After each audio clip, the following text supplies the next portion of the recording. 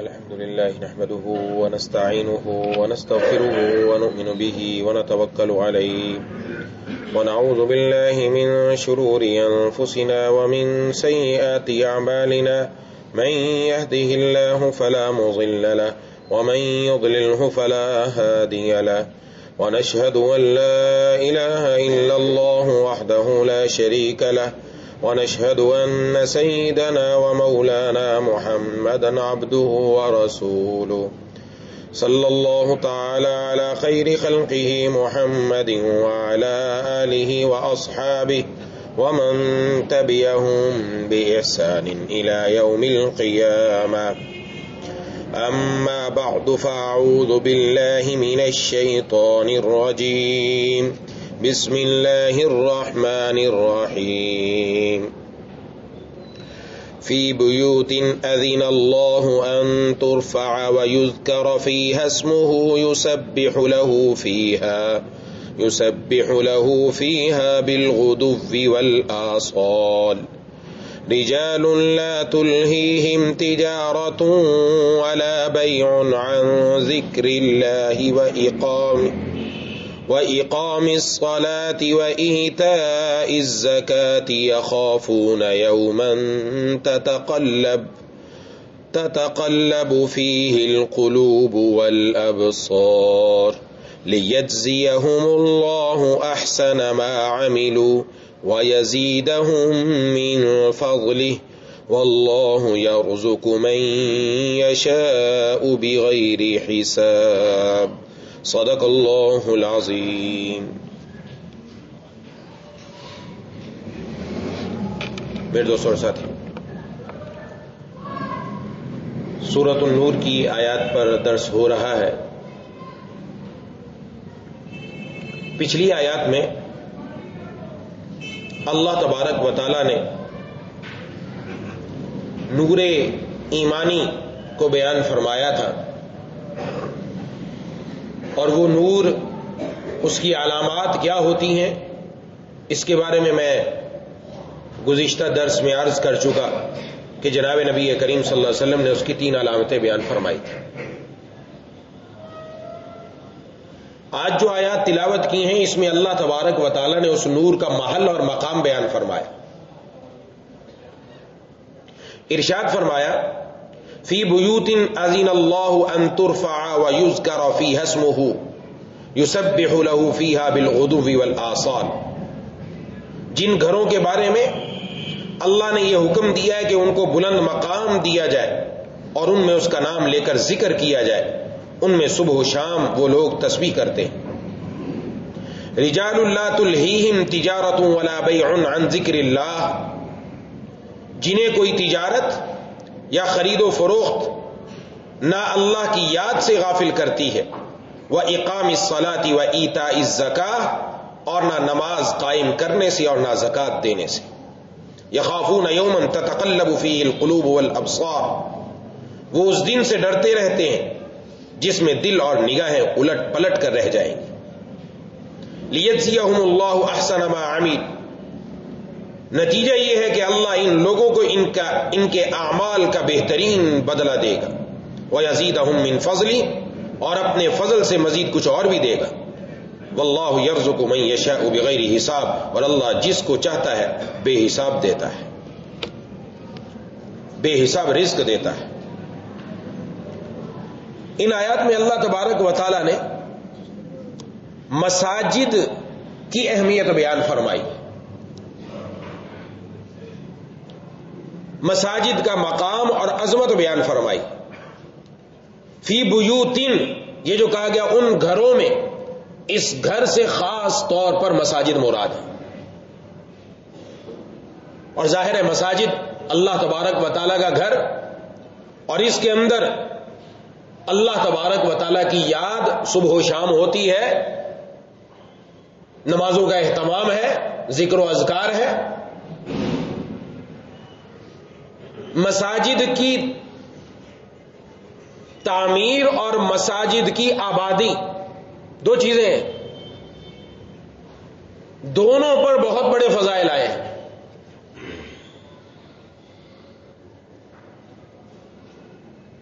اور مساجد سے مسلمانوں کا تعلق روحانی ہے. جس معاشرے میں مساجد آباد ہوں گی وہ معاشرہ روحانی طور پر ترقی کرے گا، اور جس معاشرے میں مساجد ویران ہو وہ معاشرہ روحانی طور پر تنزلی کی طرف جائے گا. اور یاد رکھیے یہ بات ہم دیکھتے ہیں، ہم میں سے ہر ایک مشاہدہ کر لے، جس گھر کا اس گھر والوں کا مسجد سے تعلق ہے وہاں دین اور وہاں پر روحانی ترقی ہو رہی ہے، اور جن کا مساجد سے تعلق نہیں، مساجد کی آبادی سے تعلق نہیں، وہاں پر تنزلی کا شکار ہوا جا رہا ہے. آپ اندازہ لگائیے اللہ تبارک و تعالی کے بعد سب سے محبوب ترین ہستی اگر کوئی ہے تو محبوب کبریا خاتم الانبیاء صلی اللہ علیہ وسلم، اور آپ مسجد میں سب سے آگے ہوتے تھے،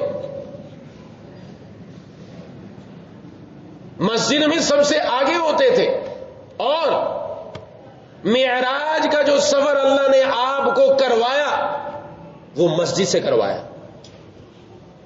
اشارہ کرتے کسی اور مقام سے نہیں کروایا. معراج کا سفر، آسمانوں کا سفر، اللہ تک سفر، وہ جو تھا سفر وہ کہاں سے کرایا؟ مسجد اقصی سے. مسجد سے کروا کر اشارہ کیا روحانی طور پر ترقی مساجد کے ذریعے سے ہوگی. یہ مسلمانوں کو پیغام دیا گیا. خلفائے راشدین مہدیین ان کی زندگیاں دیکھیں، یہ مسجدوں میں آگے. اس دور کے اندر جناب نبی کریم صلی اللہ علیہ وسلم نے جو عزت کا مقام اور رتبہ عطا فرمایا تھا، جو انسان کا اسٹیٹس تھا، جو اس کی عزت اور شرافت تھی، وہ یہ تھی کہ جو سب سے بڑے مرتبے پر ہوتا وہ مسجد میں سب سے آگے ہوا کرتا تھا. اس کا تعلق مسجدوں سے اتنا ہوا کرتا تھا. اس لیے خلفائے راشدین کو آپ دیکھیں گے آگے. لیکن ہم نے اپنا معیار بدل لیا، ہم نے اپنا طریقہ کار بدل دیا. آج کل دنیا میں معیار اور مقام مسجد سے تعلق رکھنے میں نہیں ہے. آج کل مقام اور مرتبہ بدل دیا گیا. حالانکہ وہ دور آپ صلی اللہ علیہ وسلم کا اور آپ کے بعد صحابہ کرام کا یہ ہمیں بتاتا ہے کہ بندے کی شرافت اور بندے کی عزت اور اس کا مقام اور اس کا رتبہ اگر پتہ کرنا ہے تو پھر اس کا تعلق دیکھا جاتا تھا کہ مسجد سے کتنا ہے. اس لیے یہ بات ذہن میں رکھنی ہے کہ آج ہمارا تعلق مساجد سے کٹ رہا ہے، ہم دور ہو رہے ہیں مساجد سے. قرآن کریم میں بھی اللہ تبارک و تعالیٰ نے ارشاد فرمایا ہے، احادیث میں بھی جناب نبی کریم صلی اللہ علیہ وسلم نے ارشاد فرمایا کہ اللہ تعالیٰ کی مساجد کو تعمیر اور آباد وہی شخص کرتا ہے کہ جس کے دل میں اللہ تبارک و تعالیٰ پر ایمان اور آخرت کے دن پر ایمان ہوتا ہے. اور آپ صلی اللہ علیہ وسلم نے ارشاد فرمایا کہ جو شخص اللہ کے لیے مسجد بنائے گا، فرمایا اللہ اس کے لیے جنت میں گھر بنائیں گے، جنت میں گھر بنائیں گے. اور یہاں یاد رکھیے تھوڑی سی بات کہ گھر بنانے کا مقصد کیا ہوتا ہے. کوئی آدمی گھر بنائے اپنا اور اس گھر میں کوئی رہے ہی نہ تو اس گھر کو کیا کہیں گے؟ ویران ہے، بے آباد ہے. آباد کیسے ہوگا؟ وہ گھر آباد ہوگا گھر والوں سے. وہاں کہا جائے گا جا کے رہو بھائی، گھر بنایا تو گھر میں رہو بھی نا. گھر بنانے کا مقصد کیا؟ گھر کو آباد کرنا ہے. صرف گھر بنا کر کھڑا تو نہیں کر دینا کہ عالیشان محل بنا لیا ختم.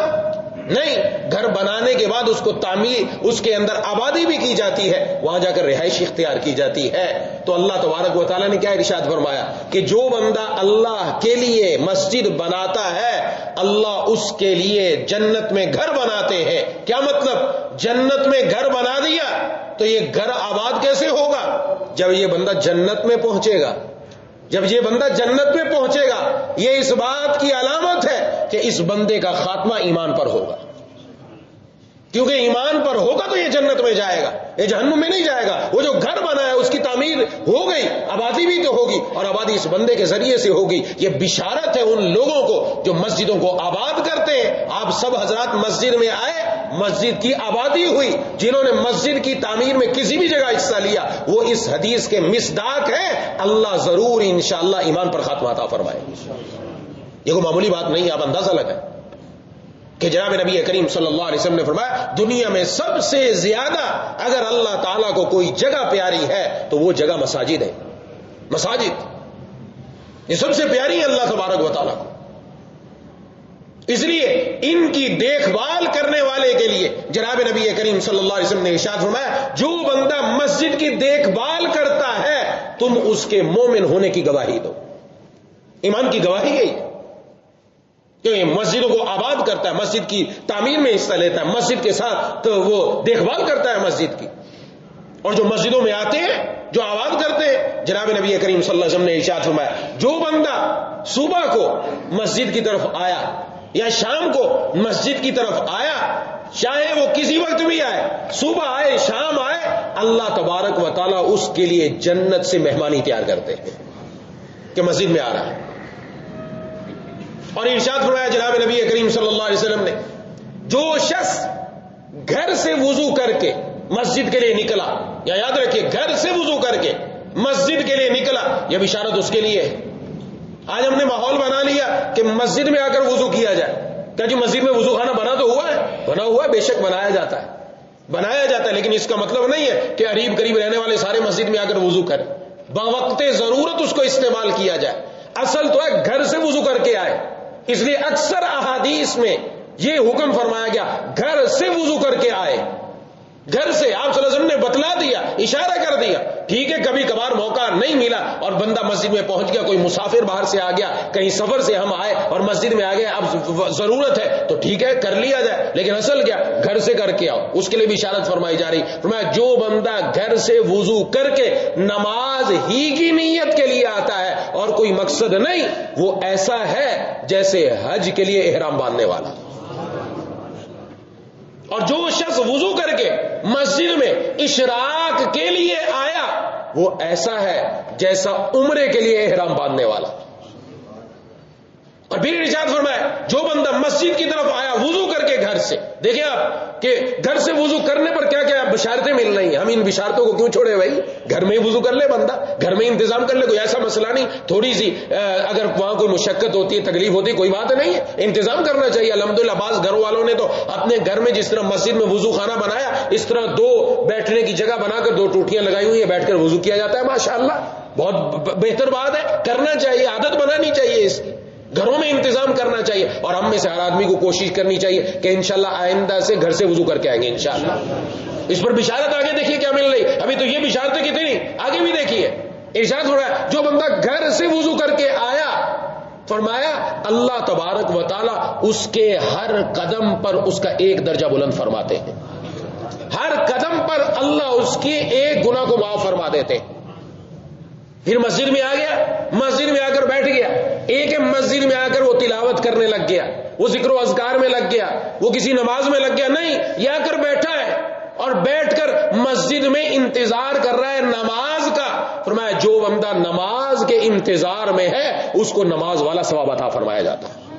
اور پھر فرمایا آگے دیکھیے کہ اس بندے کے لیے فرشتے دعائیں کرتے ہیں، یہ بندہ جو مسجد میں انتظار میں بیٹھا ہے نماز کے لیے، ہم تو کہتے ہیں بالکل وقت پر پہنچو، نہیں پہلے پہنچو۔ اگر کوئی مفت میں فرشتوں کی دعا لینا چاہتا ہے وہ یہ عمل کرے، مسجد میں 10 منٹ پہلے، 15 منٹ پہلے، 20 منٹ پہلے پہنچ جائے کہ وہ جو آ کر انتظار میں بیٹھا تو یہ فرشتے دعا کرتے اور فرشتوں کی دعا کبھی رد نہیں ہوتی، قابل قبول ہے۔ فرمایا یہ دعا کرتے یا اللہ اس بندے پر رحم فرما اور اس کی مغفرت فرما دے، اس کے لیے دعا کرتے رہتے ہیں اس کے لیے جب تک یہ نماز شروع نہ ہو جائے۔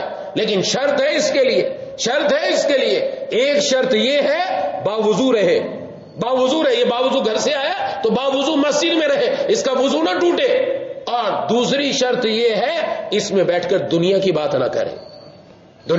نہ کرے، مساجد دنیاوی باتوں کے لیے نہیں دین کے لیے بنائی گئی ہے، اللہ کے ذکر کے لیے بنائی گئی ہے، جو یہ کرے گا اس کو اللہ تبارک و تعالی یہ ثواب عطا فرمائیں گے۔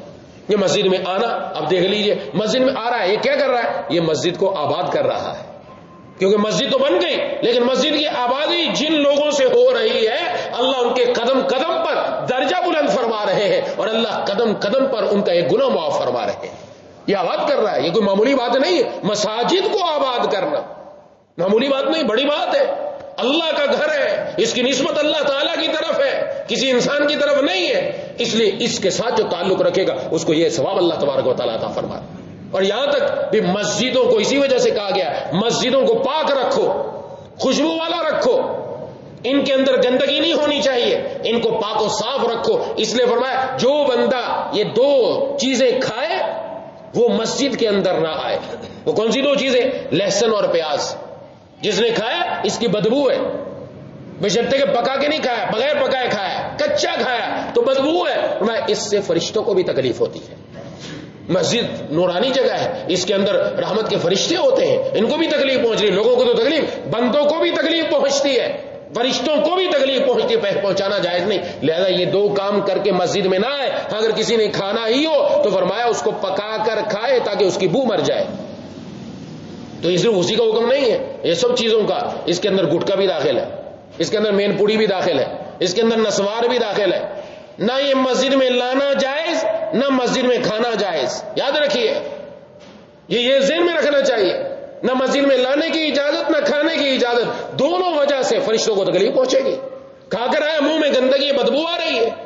ہمارے حضرت والا نور اللہ مرکزو عجیب بات ارشاد فرمایا کرتے تھے، فرمایا جو لوگ سگریٹ پیتے تھے زیادہ، جو اس طرح کی چیزیں کھاتے ہیں، فرمایا اللہ تبارک و تعالیٰ نے جب ماں کے پیٹ میں انسان کو رکھا، پیدا کیا، تو اللہ تعالیٰ نے ماں کے پیٹ میں اس کے منہ سے کھانے کا انتظام نہیں کیا، اللہ تبارک و تعالیٰ نے انتظام کیا آون نال کے ذریعے۔ وہ ایک نال لگی ہوتی ہے جو انسان کے ناف پر ہے، اس کے ذریعے سے اس کے رزق کا انتظام کیا جاتا ہے۔ فرمایا اللہ نے بتلا دیا، اللہ تبارک و تعالیٰ نے، کہ میرا بندہ باہر نکل کر میرا نام لے گا، اس لیے میں اس کی زبان کو اندر پاک رکھوں، منہ کو پاک رکھا ہے، کیونکہ وہاں گندگی ہے، ماں کے پیٹ میں گندگی کے اندر اس کے منہ کو بند رکھا ہے اللہ تبارک و تعالیٰ نے۔ باہر نکل کر پھر اس کو کیوں گندا کرتے ہو؟ اسی زبان سے تو اللہ کا نام لینا ہے، اس کو پاک و صاف رکھو، پاک و صاف رکھے بندہ، ایسی چیزیں نہ کھائے۔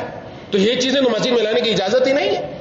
اب بعض اوقات تو مسجد میں وہ چیز لائی جا رہی ہے، کھائی بھی جا رہی ہے، اس کی اجازت نہیں ہے۔ پاک مسجد کے آداب میں سے ایسی چیز ہرگز نہ لائی جائے مسجد کے اندر، مسجد کی پاکی اور صفائی کا خیال رکھا جائے۔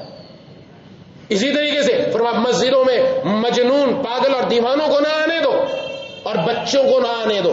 اور بچوں سے مراد وہ بچے جو بالکل نہ سمجھ ہے، جن کو پاکی ناپاکی کا پتہ نہیں، جن کو شعور نہیں ہے، مسجد میں آئیں گے پیشاب کر دیا مسجد میں ناپاک ہو جائے گی مسجد، بچوں کو من مت لاؤ۔ اور وہ بچے جو پاکی ناپاکی کو سمجھتے ہیں، جو شعور رکھتے ہیں، جن کو مسجد کے آداب کا علم ہے، ان کو مسجد میں لانا چاہیے تاکہ ان کو نماز کی ترغیب ملے، ان کو لانا چاہیے جن کو سمجھ ہے، جو سمجھدار بچے۔ لیکن اب ہمارے ہاں تو معاملہ ہی الٹ ہے۔ پہلے دور کے اندر مساجد میں بچوں کو آنے کی اجازت ہوتی تھی، آج ہم مساجد سے بھگاتے ہیں۔ بچے نے اگر کہیں شرارت کچھ تھوڑی بہت کر دی تو ہم جب چھوٹے تھے تو ہم کیا کرتے تھے؟ ابھی اس پر غصے ہو جاتے ہیں اور سارے لوگ اس کے اوپر غصہ اور نہ جانے کیا کچھ کہنا شروع کر دو، باہر نکال دیا اس کو۔ وہ مسجد میں تھوڑی آئے گا تمہارا بچہ، ہم تو دور کر رہے ہیں اس کو۔ سمجھایا جائے، پیار سے سمجھایا جائے، ایک طرف بٹھا کر، بیٹا مسجد میں آتے تو شور نہیں کرتے، شرارت نہیں کرتے، اور ذمہ دار جو لے کر آیا اس کی ذمہ داری ہے وہ اس کی حفاظت کرے، اپنے ساتھ کھڑا کرے، دائیں بائیں بچوں کو کھڑا کیا جائے تاکہ زیادہ ایک جگہ جمع نہیں ہوں گے تو پھر اس صورت میں شرارت بھی نہ کریں گے۔ لیکن اس کا مطلب نہیں کہ مسجد سے نکال دو، بھگا دو ان کو، بھگا کر ان کو باہر نکال دیا جاتا ہے، یہ طریقہ بالکل درست نہیں ہے۔ ان کو پیار دے کر قریب کرنا چاہیے تاکہ وہ مساجد کے قریب آئے، ان کو مسجدوں سے الفت اور محبت پیدا ہو، ان کے دلوں میں آ رہا ہے اور ہم آنے نہیں دے رہے۔ تمہارے مساجد، اس کے بارے میں فرمایا یہ اللہ تبارک و تعالیٰ کے ذکر کی جگہ ہے۔ اور میں نے عرض کیا کہ آپ صلی اللہ علیہ وسلم کو معراج اسی کے ذریعے سے عطا ہوئی، تو جناب نبی کریم صلی اللہ علیہ وسلم نے ایک حدیث میں ارشاد فرمایا کہ 7 آدمی جن کو اللہ تبارک و تعالیٰ اپنے عرش کا سایہ نصیب فرمائیں گے کل قیامت والے دن، جب کسی چیز کا سایہ نہ ہوگا، کسی چیز کا سایہ نہیں، اللہ تعالیٰ کے عرش کے، اللہ اپنے عرش کے سائے میں جگہ عطا فرمائے گا۔ کون شخص؟ فرمایا ایک وہ شخص جس کا دل مسجد سے اٹکا رہتا ہے، مسجد سے اٹکا ہوا، دیکھو کسی اور چیز سے نہیں، مسجد کے ساتھ اس کی نسبت ہو گئی، اس کا دل مسجد میں لگا ہوا ہے۔ کیسے لگا ہوا ہے؟ کیسے اٹکا ہوا ہے؟ ایک نماز پڑھ کر اپنے کاروبار میں گیا. یہ بھی تھوڑی سی میں آگے عرض کر دوں گا آگے جا کر. یہ مطلب نہیں ہے کہ جو مسجد سے تعلق رکھے وہ کاروبار اور تجارت کو چھوڑ دے, نہیں, اس کی تفصیل مزید آ رہی ہے. وہ کاروبار کے لیے گیا, اپنی دکان پر گیا, اپنی تجارت کی, اپنی چیز بیچی, وہ کام بھی کر رہا ہے, لیکن دل مسجد میں لگا ہوا ہے کہ کب دوسری اذان ہوتی ہے اور کب میں مسجد میں پہنچ کر اللہ کے دربار میں حاضری دیتا ہوں. اس کے دل میں یہ توجہ, یہ اس کی دل کی توجہ, یہ اٹکا ہوا ہے. فرمایا اس بندے کو بھی اللہ اپنے عرش کا سایہ نصیب فرمائے گا. یہ کتنی بڑی بات ہے. یہ آپ صلی اللہ علیہ وسلم کس سے؟ مسجد سے تعلق رکھنے والے پر. اس لیے مسجد کا خاص اہتمام کرنا چاہیے. یہی ذمہ داری نہیں کہ مسجد کے اندر خادم رکھا ہوا ہے وہی صفائی کرے گا. بعض لوگ آتے ہیں کسی جگہ مٹی نظر آئی, بلا لیا خادم کو, وہاں جھاڑنا شروع کر دیا. وہ بھی انسان ہے. وہ کیا صرف اسی کی ذمہ داری ہے, ہماری ذمہ داری نہیں, ہر بندے کی ذمہ داری ہے. اپنے گھر کو صاف ستھرا رکھتے ہیں تو مسجد کو بھی صاف ستھرا رکھیں. اگر ہمیں موقع مل رہا ہے, وہ آپ صلی اللہ علیہ وسلم نے کیا ارشاد میں, جو مسجد کا خیال رکھتا ہے, دیکھ بھال کرتا ہے. کیسی دیکھ بھال کرتا ہے؟ باہر سے آ کے چکر لگا کے چلا جاتا ہے. دیکھ بھال کرنے کا کیا مطلب؟ وہ اندر آ کر دیکھتا ہے کوئی چیز تو نہیں گری ہوئی, کوئی غلط چیز تو نہیں, اٹھا کر باہر پھینک دو, مسجد کو پاک رکھوں, صاف رکھوں, یہ انتظام کرتا ہے. اس کی ایمان کی گواہی دو. ہمیں تو موقع مل رہا ہے مسجد کی خدمت کرنے کا. بھائی مسجد کی خدمت کرنے کا موقع مل رہا ہے تو ہم کیوں چھوڑیں اس کو؟ اور مسجد کی خدمت کی وجہ سے اللہ تبارک و تعالی انسان کو کہیں سے کہیں تک پہنچا دیتے ہیں. اس لیے جب ہو ایسا تو خود اپنا ہاتھ ساتھ لگا دینا چاہیے. کوئی ایسی پریشانی کی بات نہیں ہے. تو مسجدوں کے اندر یہ عظمت بنانے کی بھی اور اس کو آباد کرنے کی بھی یہ ہر اہل محلہ کی, اہل علاقہ کی, جو ان کی مسجد ہے ان کی ذمہ داری ہے کہ اس کو جہاں تعمیر کرنے میں حصہ لیا وہاں آباد کرنے کے اندر بھی حصہ لیں.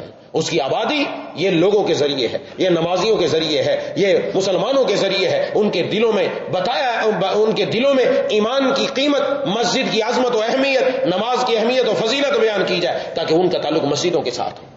اس لیے جناب نبی کریم صلی اللہ علیہ وسلم نے مسجد میں با جماعت نماز پڑھنے کو 27 گنا درجے زیادہ افضل قرار دیا ہے. 27 گنا زیادہ افضل. ایک بندہ گھر میں نماز پڑھتا ہے اور ایک مسجد میں پڑھتا ہے, اس کی نماز جو مسجد میں پڑھ رہا ہے 27 گنا افضل ہے. تو مسجدوں کے ساتھ تعلق یہ اپنی زندگی کا حصہ بنا لیجئے کہ ہم نے مسجد سے انشاءاللہ تعلق رکھنا ہے, اپنی زندگی, اور اس کو آباد بھی کرتے رہنا ہے انشاءاللہ. اس کے بعد اللہ تبارک و تعالی نے ارشاد فرمایا یہ ایسے لوگ ہیں کہ جن کو نہ تجارت غافل کرتی ہے اور نہ خرید و فروخت. کس سے؟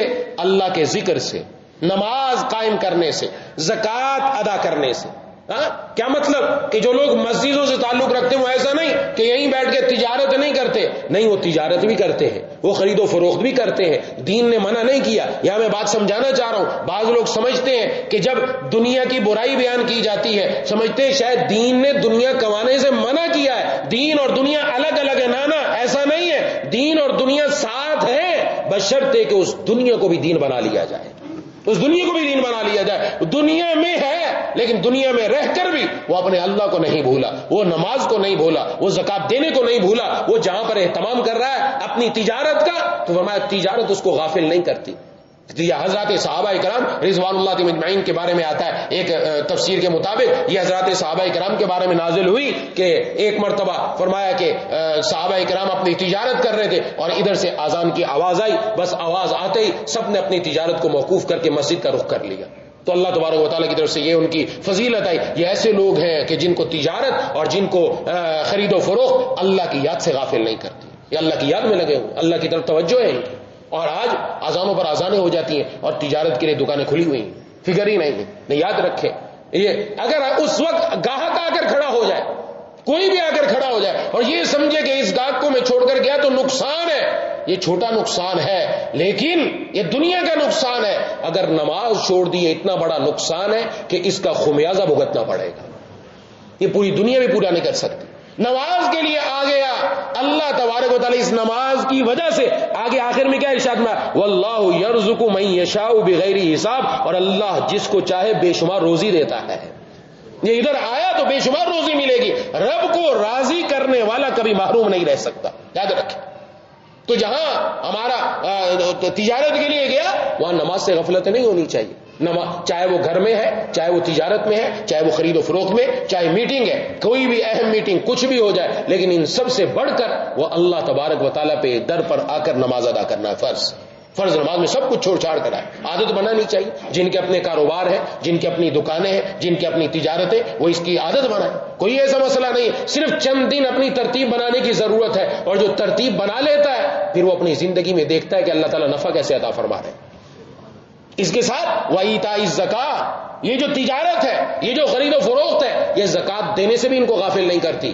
زکات بھی دیتے ہیں. بعض لوگ ایسے کہ جب تھوڑا ابتدا میں کمایا تھوڑا تھا تو زکات دیتے تھے، اب جب زیادہ آنے لگ گیا تو زکات دینا ہی بند کر دی. کیا حساب کون کرے؟ حساب کیوں نہیں کرے؟ حساب کرنا چاہیے. حساب کرے اور اچھے طریقے سے کرے کہ جس طریقے سے حساب کر کے زکات ادا کرے. یہ اللہ تبارک و تعالیٰ کی یاد سے اور زکات دینے سے دنیا کی تجارت، خرید و فروخت ان کو روکتی نہیں. یہ اس کا اہتمام کرتے. کتنے ایسے لوگ ہیں ماشاءاللہ جو اہتمام کرتے ہیں. آج کے دور میں بھی ایسے ہیں، باقاعدہ ایک دن اپنا کاروبار بند رکھتے ہیں، 2 دن کوئی بند رکھتا ہے. بعض ایسے بھی میرے سامنے واقعات ہیں اور آ کر مطلب ہر سال ان کا حساب کتاب ہوتا ہے اور وہ 2 دن دکان بند ہے، کوئی خرید و فروخت نہیں ہے. ایک چیز کا حساب ہوتا ہے. بعض ایسے بھی ہیں، مثلا مٹھائی کی دکان ہے، مٹھائی میں ایک چیز کا حساب کیا، ایک چیز کا. ایسی مثالیں میرے سامنے.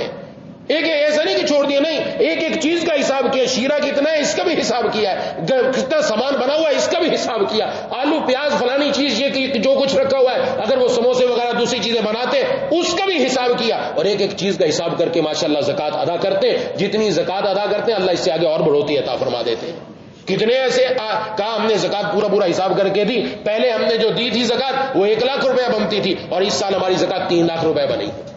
اس سے ہمیں پتا چلا ہمارے کاروبار میں خوب ترقی ہوئی. 3 لاکھ روپے زکات بن گئی. یہ سمجھنا چاہیے یہ بات کو. اس لیے زکات کی ادا کرنے سے بھی دنیا ان کو اللہ کی یاد سے غافل نہیں کرتی. یہ دنیا اور یہ تجارت، یہ خرید و فروخت، وہ اس کو ایک طرف رکھ دیتے. اللہ تبارک و تعالیٰ کا حکم آیا نماز کے لیے دوڑ پڑے، 5 وقت رب کے در پر آ گئے. اور ادھر اللہ تبارک و تعالیٰ کا حکم ہوا، سال پورا ہوا کہ حکم ہے کہ اب 1000 میں سے 2500 نکال کر، لاکھ میں سے 2500 نکال کر اللہ کے راستے میں دو زکات کے طور پر. تو وہ اس کو بھی نکالنے کے لیے اپنا پورا اہتمام کرتے. اور پھر ان کو اپنے اوپر گھمنڈ نہیں ہے، تکبر نہیں کرتے کہ ہم بڑے کام کر رہے ہیں. یخافون یوما تتقلب فیہ القلوب والابصار، وہ ڈرتے رہتے ہیں اس دن سے جس دن انسان کا دل اور آنکھیں پلٹ جائے. ان کے دل میں خوف رہتا ہے. وہ اپنے آپ کو بڑا نہیں سمجھتے انہوں نے بڑا کام کر لیا. ڈرتے رہتے ہیں کہیں کسی بات پر پکڑ نہ ہو جائے. ڈرتے رہتے ہیں اللہ تبارک و تعالیٰ سے. قرآن کریم میں ایک آیت کے معاملے میں حضرت عائشہ صدیقہ رضی اللہ تعالیٰ نے پوچھا کہ یہ وہ لوگ ہیں کہ جو زنا کرتے ہیں، چوری کرتے ہیں، ان کے بارے میں کہ وہ ڈرتے رہتے ہیں. آپ نے فرمایا نہیں، یہ زکات بھی دیتے ہیں، یہ روزے بھی رکھتے ہیں، سب کچھ کرتے ہیں، لیکن ڈرتے رہتے ہیں پتہ نہیں اللہ کی بارگاہ میں قبول بھی ہوتا ہے کہ نہیں ہوتا. یہ ان کے دل کے خوف کی علامت ہے. جہاں وہ شریعت کے احکام پر عمل کر رہے ہیں وہاں اپنے آپ کو تکبر اور گھمنڈ سے پاک کر رہے ہیں. ان کی نظر اپنے عمل پر نہیں اللہ کے فضل پر ہوتی ہے. اللہ کے فضل پر کام کرتے جا اور نظر اللہ کے فضل پر رکھے تو ضرور عطا کیا جائے گا. اس لیے دل میں ڈر رہنا چاہیے. اور یہی وہ چیز ہے، یہ خوف ہے جس کو کہتے ہیں خوف خدا. یہ خوف خدا نا انسان سے بڑے کام کرواتا ہے. جب خوف نہ ہو نا دل میں پھر چور چوری کرتا ہے، زانی زنا کرتا ہے. اللہ کی نافرمانی کا جو بازار گرم ہے یہ اس لیے خوف خدا دلوں سے نکل چکا ہے. خوف خدا نکل چکا ہے. اپنے سامنے اپنے ہاتھوں سے اپنے اقارب کو اپنے کندھوں پر اٹھا کر جا کر دفن کر کے آ جاتے. اپنے بارے میں خیال نہیں آتا کہ تو نے بھی یہیں جانا ہے. ان کو اللہ کے سامنے کھڑے ہونے کا ڈر کا احساس نہیں ہے. زبان سے کہتے ہیں کہ ہم نے مرنا ہے، زبان سے کہتے ہیں ہم نے اللہ کے پاس جانا ہے، لیکن مہینوں گزر جاتے ہیں کہ کبھی اپنا بھی خیال آیا ہو کہ بھئی تو نے بھی جا کر جواب دینا ہے. اس لیے ہر وقت اس بات کا خیال رکھنا صبح سے شام تک کی زندگی میں کہ دل کے اندر یہ خوف ہو. یہ خوف خدا یہ انسان کو اللہ کے سامنے لا کر کھڑا کرتا ہے. یہ وہ خوف ہے جس کے بارے میں قرآن کریم میں اللہ تعالیٰ نے فرمایا وَلِمَنْ خَافَ مَقَامَ رَبِّهِ جَنَّتَانِ. جو بندہ اپنے رب کے سامنے کھڑا ہونے سے ڈر گیا، رب کے سامنے کھڑا ہونا تو آخرت میں، وہ دنیا میں ڈر گیا. ڈرنا کیا ہے؟ تقویٰ کیا ہے؟ خوف کیا ہے؟ کہ وہ اللہ سے ڈر کر گناہ سے بچ گیا. فرمایا اللہ اس کو 2 جنتیں عطا فرمائیں گے. جنت فی الدنیا و جنت فی العقبہ. علامہ آلوسی مفتی بغداد صاحب تفسیر روح المعانی فرماتے ہیں اللہ ایک جنت دنیا میں دیں گے، ایک جنت آخرت میں عطا فرمائیں گے. آج کہتے ہیں نا لوگ دین پر عمل کرو، یہ جنت تو ادھار رکھی ہے، نقد کہاں مل رہی ہے. لوگ بھی کہتے ہیں ارے تمہیں کیا فائدہ ہوگا اس کا، تمہیں کیا ملے گا. نہ نقد ملتا ہے مال. یہاں پر بھی نقد مال ملتا ہے. کہتے ہیں شیطان پٹی بڑھاتا ہے، گناہ کر لے، نقد کا نقد، مزہ لے لے. حرام مزہ تو 2-4 لمحے کا ہے. اس کے بعد تو ختم، اس کے بعد پریشانی، دل اور دماغ 24 گھنٹے اللہ کا اس پر عذاب جب تک توبہ نہ کر لے، اس کو کبھی سکون نہیں مل سکتا۔ جو گناہ کر کے سمجھتا ہے میں گناہ کر کے میرا مزہ ایک مرتبہ حاصل ہو جائے گا، میں بالکل سکون میں آ جاؤں گا، سکون میں کبھی آ نہیں سکتا۔ رب کی نافرمانی کرنے والا زندگی میں سکون نہیں پا سکتا جب تک توبہ نہ کرے گا آ کر۔ تو جنت فی الدنیا و جنت فی العقبہ، یہ ان لوگوں کو جواب جو دوسروں کو کہتے ہیں ارے ابھی کر کے کیا کرے گا، ارے نہیں، ایک جنت دنیا میں اور ایک جنت آخرت میں۔ دنیا میں جنت کون سی ہے؟ فرمایا حضور مع المولا، اس کو اللہ تبارک و تعالیٰ کی حضوری اور اللہ تبارک و تعالیٰ کا قرب حاصل ہو جاتا ہے۔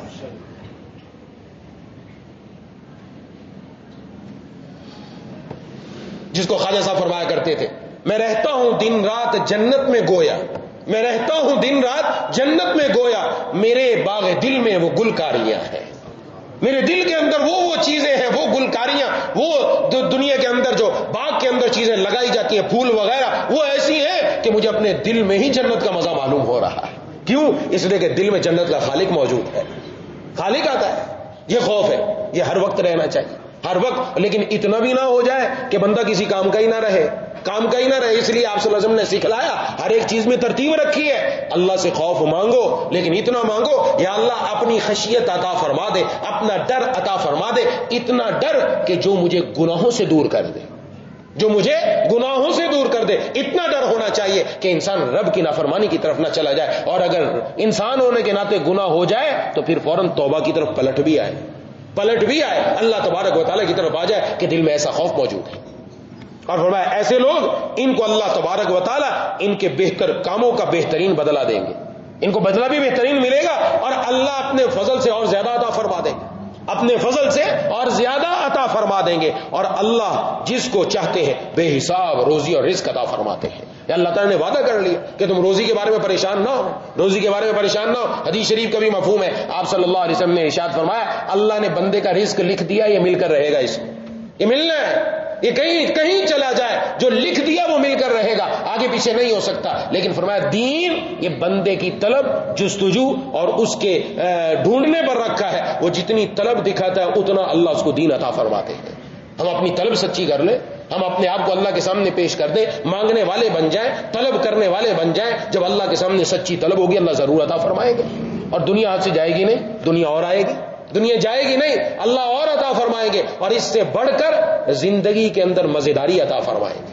آج ہم میں سے ہر آدمی یہی چاہتا ہے، گھر میں سکون نہیں، گھر میں جاتے سکون نہیں ملتا، گھر میں بیوی بچوں میں سکون نہیں ملتا، اتنا کماتا ہوں اتنا پیسہ لاتا ہوں پھر بھی گھر میں سکون نہیں، ہاں بنگلے بھی ہیں، مال بھی بنا رکھے اور نہ جانے کیا کچھ گھر کے اندر جمع کر رکھا ہے، پھر بھی سکون نہیں ملتا۔ سکون کیوں نہیں ملتا؟ اس لیے کہ سکون دنیا سے نہیں ملتا، سکون یہ دنیا کے بازار میں نہیں بکتا، سکون یہ دنیا کے بازار سے نہیں ملتا، بلکہ یہ آسمانوں سے براہ راست اللہ بندے کے دلوں میں عطا فرماتے ہیں، دل میں۔ اس لیے پہلی ذمہ داری ہماری یہ ہے کہ ہم مسجدوں سے اپنا تعلق رکھیں، مسجدوں کو آباد کریں، جیسے ہو جہاں مسجد کی تعمیر میں حصہ لینے کا موقع ملے وہ مسجد کی تعمیر میں حصہ لیا جائے، اور دوسرا آگے بڑھ کر مسجدوں کو آباد کریں، خود بھی آباد کریں، دوسروں کو بھی اس طرف لے کر آئیں، مسجدیں آباد ہو جائیں۔ مسجدیں آباد ہو گئی تو بس انسانی معاشرے کی روحانی ترقی خوب ہوگی، خوب اوپر اونچائی تک جائے گا، اس کا تعلق ضروری ہے۔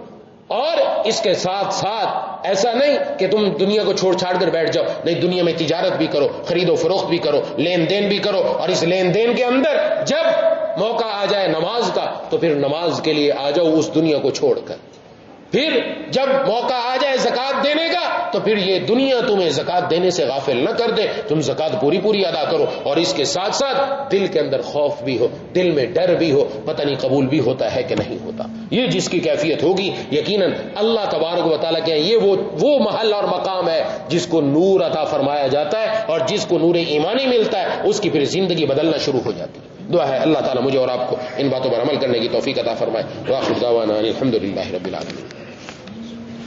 بسم اللہ الرحمن الرحیم، الحمد للہ رب العالمین الرحمن الرحیم مالک یوم الدین، ایاک نعبد و ایاک نستعین، اهدنا الصراط المستقیم صراط الذین انعمت علیہم غیر المغضوب علیہم ولا الضالین۔ اللهم صل علی سیدنا مولانا محمد وعلى آل سیدنا ومولانا محمد وبارک وسلم۔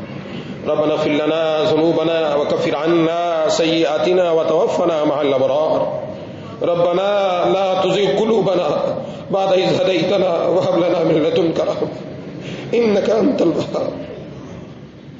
ربنا لا تزغ قلوبنا بعد إذ هديتنا ربنا لا تزغ قلوبنا بعد إذ هديتنا وهب لنا من لدنك رحمة إنك أنت الوهاب. اے اللہ ہدایت عطا فرمانے کے بعد ہمارے دلوں کو ٹیڑھا مت کیجیے گا. مولا کریم اے الہ العالمین اے ارحم الراحمین، جو کچھ ہم نے کہا اور سنا یا اللہ ہم سب کو اس پر عمل کرنے کی توفیق عطا فرما. یا اللہ اپنی استطاعت کے مطابق مساجد کی تعمیر میں حصہ لینے کی توفیق عطا فرما. یا اللہ مساجد کو آباد کرنے والوں میں سے ہم کو بنا. مولا کریم اے الہ العالمین اے ارحم الراحمین یا ذی الجلال والاکرام، یا اللہ یا مالک الملک یا احکم الحاکمین، ہمارے والدین کی، بیوی بچوں کی، بہن بھائیوں کی، دوستوں احباب کی، تمام رشتہ داروں کی، اہل پاکستان کی، پوری امت مسلمہ کی مغفرت فرما دے. مولا کریم اے الہ العالمین اے ارحم الراحمین، ایک بال گناہوں میں جکڑا ہوا ہے، یہ آپ کے بندے آپ کے سامنے حاضر ہیں.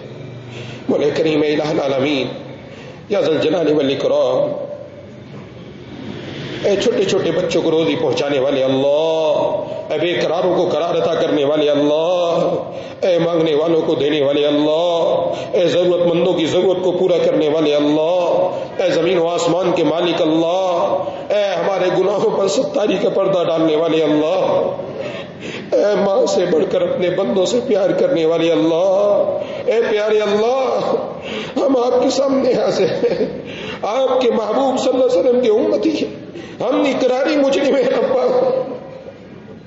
ہمارے ہاتھ آپ کے سامنے اٹھے ہوئے ہیں، عمریں ہماری گزر رہی ہیں غفلت کے اندر، لاپرواہی کے اندر.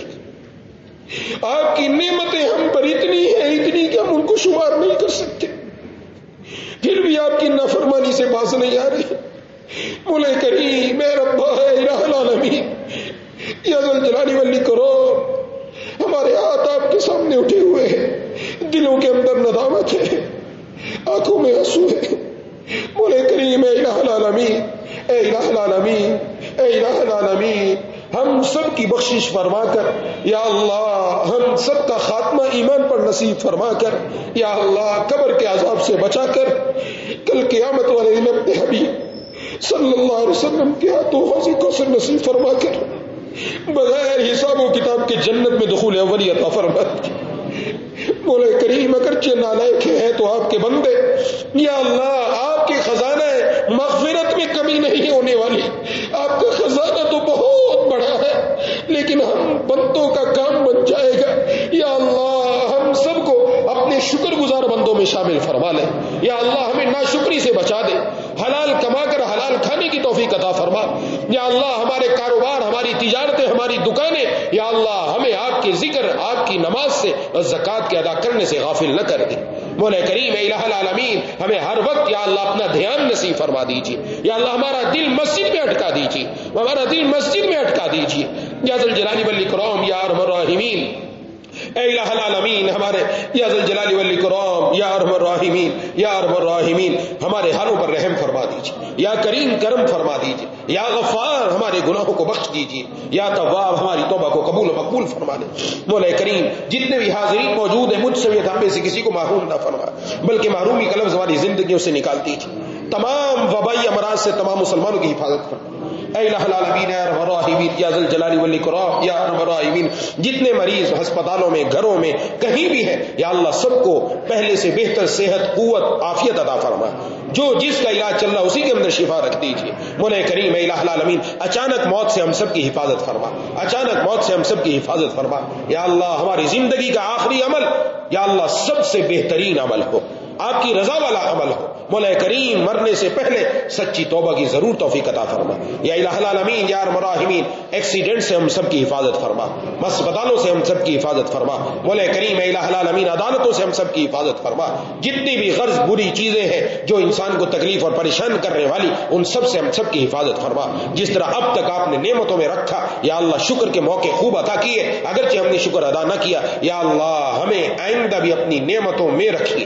مولا کریم شکر کے مواقع خوب عطا کرا، یا اللہ اور شکر کرنے کی توفیق بھی عطا فرما. مولا کریم ایسی زبان عطا فرما جو آپ کو یاد کرنے والی، اور ایسا دل عطا فرما جو آپ کا شکر کرنے والا ہو. مولا کریم اے الہ العالمین کسی کو محروم نہ فرما. جتنے بھی حاضرین مجھ سمیت موجود ہیں، ہم سب کے دلوں کو یا اللہ ان کی ترجیحات کو یا اللہ بدل دیجیے، دلوں کو یا اللہ بدل کر اس دل میں سب سے زیادہ اپنی محبت عطا فرما دیجیے مولا کریم اے الہ العالمین اے ارحم الراحمین یا ذا الجلال والاکرام یا اللہ یا ذا الجلال والاکرام یا ارحم الراحمین. ہم سب آپ کے در پر آئے ہیں اور آپ کے حبیب صلی اللہ علیہ وسلم نے فرمایا جو صبح و شام مسجد میں آتا ہے اللہ اس کی جنت سے مہمانی فرماتے ہیں. یا اللہ ہمیں بھی اس لائق فرما دے اے الہ العالمین اے ارحم الراحمین یا ذا الجلال والاکرام. اور جو کچھ ہم نے فضائل مساجد کے سنے, گھر سے وضو کر کے آنے کے سنے, یا اللہ ان پر ہمیں عمل کرنے والا بنا دیجیے اے الہ العالمین اے ارحم الراحمین. جتنے بھی حاضرین ہیں یا اللہ جنہوں نے دعا کے لیے کہا یا کہنا چاہتے تھے نہیں کہہ سکے یا امید رکھتے ہیں یا پیغام پہنچایا نہ پہنچ سکا, سب کو شفائے کاملہ عاجلہ مستمرہ عطا فرما, سب کی تمام ضروریات کو پورا فرما. یا اللہ ہمیں اپنے والدین کی آنکھوں کی ٹھنڈک بنا, ہمارے والدین کو ہم سے خوش و خرم فرما, جن کے والدین دنیا سے جا چکے ہیں ان کی قبروں کو نور سے منور فرما, ان کو جنت الفردوس میں اعلیٰ مقام عطا فرما, ان کے لیے اس بچے کو بخشش کا ذریعہ اور برکت کا ذریعہ مغفرت کا ذریعہ بنا دے مولا کریم اے الہ العالمین. جن کے ہاں اولاد نہیں ان کو نیک صالح اولاد عطا فرما دیجیے, ہماری اولاد کو ہماری آنکھوں کی ٹھنڈک بنا دیجیے, ہمیں اپنی اولاد کی صحیح نہج پر تربیت کرنے کی توفیق عطا فرما. یا اللہ اس دور کے اندر جب ہر طرف سے ایمان پر حملہ ہے, اعمال پر حملہ ہے, یا اللہ اس دور میں بھی ہم سب کے ایمان کی حفاظت فرما, دائیں بائیں اوپر نیچے سامنے پیچھے ہر طرف سے ہماری حفاظت فرما, ہمارے دل میں ہماری آنکھوں میں ہماری زبان میں ہمارے کانوں میں یا اللہ ہمارے پورے جسم میں نور پیدا فرما مولا کریم اے الہ العالمین. حاسدین کے حسد سے, شریروں کے شر سے, فسادیوں کے فساد سے یا اللہ ہم سب کی حفاظت فرما مولا کریم. نظر بد سے ہم سب کی حفاظت فرما یا ذو الجلال والاکرام یا ارحم الراحمین. جو کچھ مانگ سکے وہ بھی عطا فرما, جو مانگنا چاہیے تھا نہیں مانگا یا اللہ بغیر مانگے عطا فرما. اللہم کل خیر لکل مسلم و مسلمہ, یا اللہ ہر خیر ہر مسلمان مرد ہر مسلمان عورت کو عطا فرما, ہر شر سے ہر مسلمان مرد ہر مسلمان عورت کی حفاظت فرما. اللهم اغفر لنا وللمؤمنين والمؤمنات والمسلمين والمسلمات. اللهم اغفر لنا وللمؤمنين والمؤمنات والمسلمين والمسلمات. اللهم اغفر لنا وللمؤمنين والمؤمنات والمسلمين والمسلمات. ربنا تقبل منا انك انت السميع العليم وتب علينا انك انت التواب الرحيم. صلى الله تعالى على خير خلقه محمد وعلى اله وسلم.